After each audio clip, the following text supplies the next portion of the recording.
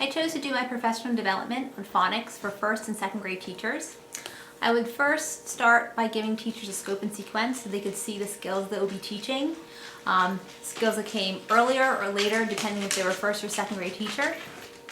The first thing I would do is I would pass out just a short little, about half sheet of paper with 5 terms and allow teachers to take the term and the definition, they will be split, and put them together. This just gets some talk about phonics and the things that we're teaching. After this, teachers would have a chance to use the graphic organizer to come up with words that fit into each category. This is something fun, they can brainstorm, it gets them thinking.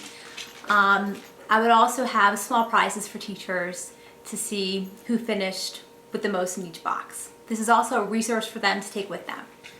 I then have handouts for each of the 5 categories with word lists that teachers can take back with them and use within their classroom.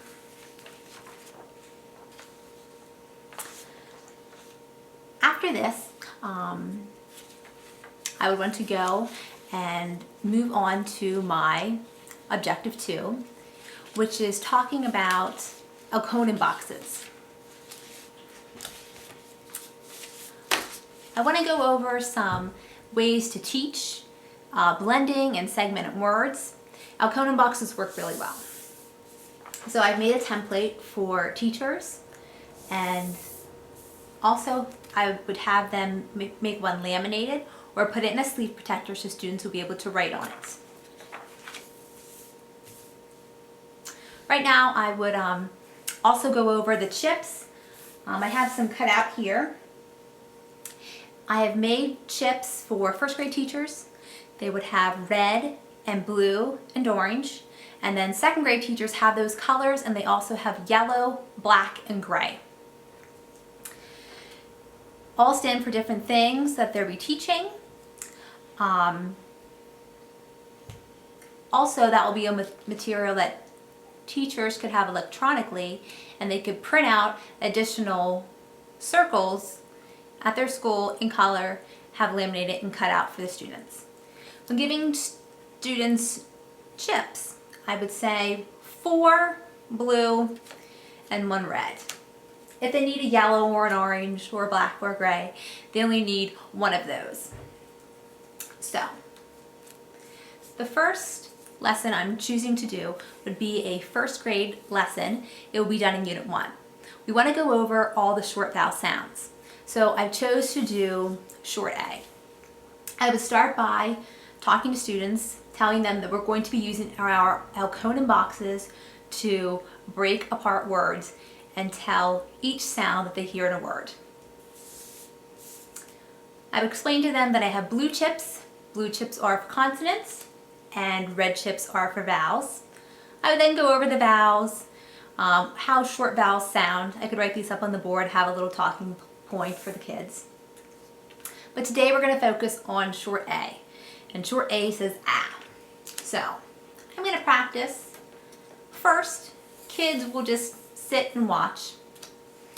So the first word I'm going to do is I'm going to sound out the word map. So I would sound it out on my fingers, tap it out. Ah, p. And I would think, what is the first sound? And that's a consonant. So I bring down my blue, The next sound I hear is ah. Ah is a vowel, so I pull it down, ah. And the last sound is p. So I have the word map, and my vowel goes ah to short vowel. I would then have my students join in with me and use the word lad. At this point, I'm guiding my students. I would have them repeat the word, and we would tap it out together. L-A-D. Then I would ask the students, what is the first sound that you hear? Wait for the response. L. Okay, we're going to pull down the first chip. Is it red or blue? It's blue. The next sound I hear is ah. And which chip is that? It is red. Ah. And the last sound that I hear is D. And what chip is that? It's blue. So we pull it down. D. L-A-D. Lad. And the vowel that I hear is I'm always going back to that vowel sound because that's what we're practicing right now. I could continue on with the word fad. I could have the students do their own word sap. This would give me time to go around and formatively assess where the students are at. This lesson can be extended to use the Elkonin boxes that I'm going to write on. This could be done the same day or on a different day. If it's done on a different day, you're going to do a little more going back, reteaching. But we're going to get right into the writing. We're going to do the word nap. We're going to do this very similar to how we did it before. We're going to tap it out, so n, a, p. And we're going to bring down our chips. This is where you can see if students remember, especially if you're doing it on a second day. N, a, p. And my vowel, what does my vowel sound like? Ah. Good. Now we're going to listen for those sounds. So n would be what letter? It would be an N. A would be, hopefully students say A. P. And again, this is a great way to formatively assess students. That allows them to be part of the lesson and to show you what they're able to do. At this point, I would have teachers. They will be given word lists for all the short vowels. Also, they will be given word lists for blends, along with a lesson for blends. Teachers could either do a lesson, present a lesson to a partner or to their table group with a short vowel, or they could do that with blends. Again, the teachers are leaving with a lot of things. Once they have the basic lesson down, they can use it with a lot of the handouts that are being given to them.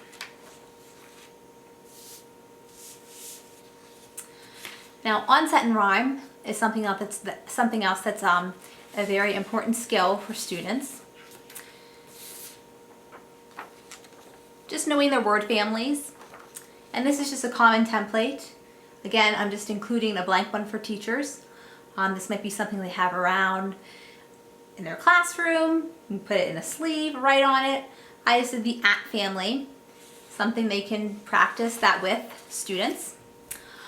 Also, you could use the Elkonin boxes.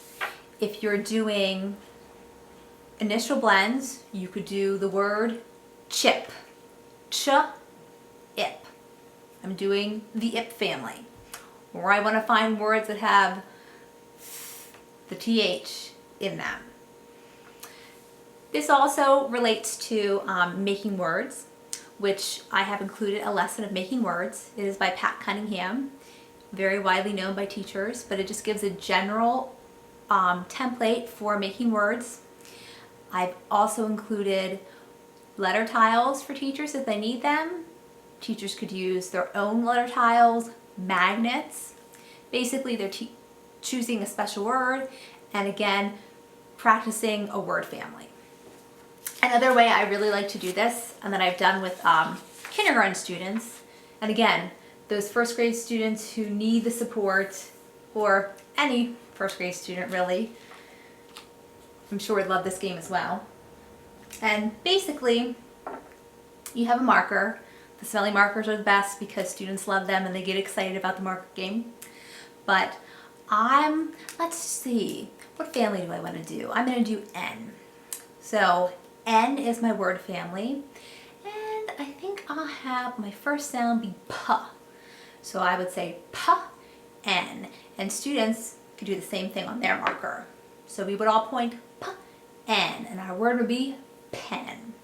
And then I would ask students, who knows a word that rhymes with pen? And when they know a word that rhymes with pen, they're going to change the beginning sound by giving me their cap. So I'd have somebody put their hand up and their word may be hen.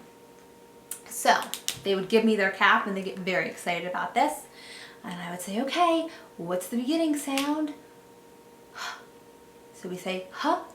What's the end? N, hen. And again, something very fun, quick. You can do it at the drop of a dime.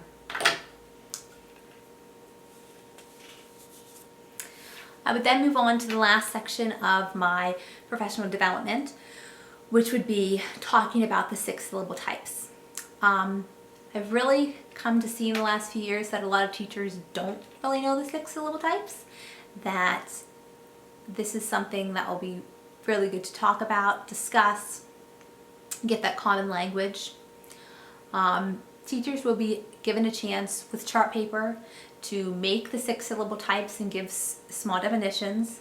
Again, this allows facilitators to walk around, see where teachers need help, fill in the blanks. And knowing the syllable rules is also going to give students guidelines to help them know the rules as they're reading, as they're decoding, even as they're spelling. At this time, I would model another lesson for the teachers. I'm going to choose to do closed syllables. This will be something that is taught in 1st grade, and then it comes back around in 2nd grade. We want to make sure that they're still remembering this from grade to grade. If it's being taught in 1st grade, it may be a little simpler. You may not go into 2 syllable words, but in 2nd grade, you would definitely extend that skill. So I would want to show students some words that are closed syllables. But I would show them, not identify that they're closed syllables at first, and just ask them how they are all the same. So we'd have a discussion, and I would then identify to students that these are all closed syllable words or closed syllables. I would tell them the rules for closed syllables are, I see 1 vowel and 1 or more consonants following that vowel. So I have 1 vowel, at least 1 consonant following it, a vowel and a consonant, a vowel and a consonant, a vowel, and 1 or more consonants. So these are all closed syllables. We think of it like a door for the vowel. We're shutting the door on the vowel, it's closed. So we want to try to identify if words are closed. The first word we would do would be hug. And I'd write this on the board for students just as a visual. Hug. And we would tap it out.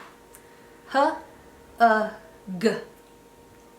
And I would ask them, does it have 1 vowel? And this is where they can get their fingers out, be involved. It has 1 vowel.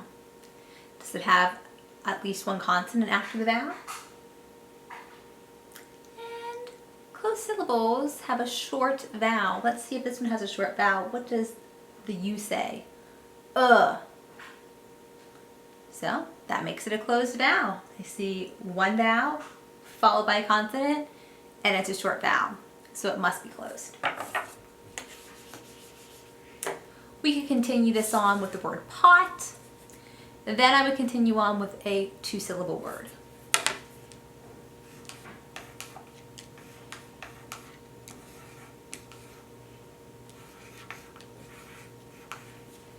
So I chose the word wonder. And let's clap it out. Wonder. I hear that syllable break right there. So my first syllable is 1. Let's see if this syllable is a closed syllable. Does it have 1 vowel? Has 1 vowel. Is it followed by at least 1 consonant? Now let's check if it's a short vowel. That's short. So 1 is a closed syllable. I would choose not to do the dur right now because that will be an R-controlled vowel, something that would be taught later.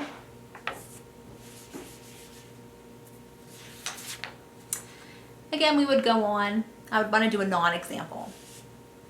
It's important so students know what is the rule and what is not the rule.